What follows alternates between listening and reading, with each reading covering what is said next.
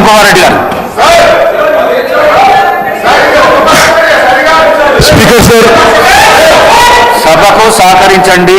చాలా బిజినెస్ ఉన్నది, సభ్యులు మాట్లాడవలసిన అవసరం ఉన్నది. లేదంటే లేదు సహకరించమంటే చర్యలు తీసుకోవాల్సిన అవసరం వస్తుంది. దయచేసి మాట్లాడండి సార్. స్పీకర్ సార్, భారతదేశంలో మన పార్లమెంటరీ డెమోక్రసీ వ్యవస్థలో పార్లమెంట్లో కానీ శాసనసభల్లో కానీ the word or ruling of the authority of the speaker is supreme. దాన్ని క్వశ్చన్ చేయడానికి ఎవరికీ అధికారం లేదు.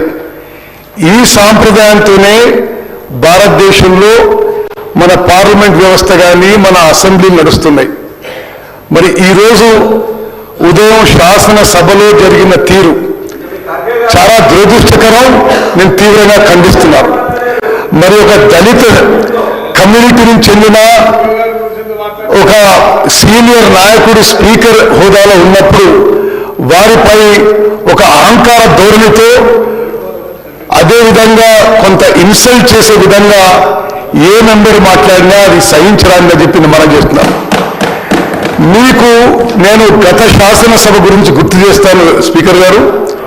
ఆ రోజు వాళ్ళు అధికారంలో ఉన్నప్పుడు గవర్నర్ ప్రసంగం అప్పుడు ఇద్దరు సభ్యులు కోమటిరెడ్డి వెంకటరెడ్డి గారు, సంపత్ గారు గవర్నర్ ప్రసంగం అప్పుడు అమర్యాదగా ఉన్నారని చెప్పి కేవలం ఆ కారణంతో వాళ్ళ సభ్యత్వమే రద్దు చేయబడింది. నేను అదేవిధంగా పార్లమెంట్లో కూడా నేను పార్లమెంట్ ఎథిక్స్ కమిటీ మెంబర్ ఉంటుంది. పార్లమెంట్లో కూడా అన్బికమింగ్ బిహేవియర్ కింద పోయిన పార్లమెంట్ టెన్యూర్లోనే ఒక టీఎంసీ సభ్యురాలి సభ్యత్వం రద్దు చేయబడింది. ఈరోజు ఉదయం ఇది చాలా బాధాకరమైన విషయం. ఇట్స్ అన్ ఎక్స్ట్రీమ్లీ అన్ఫార్చునేట్ విషయం.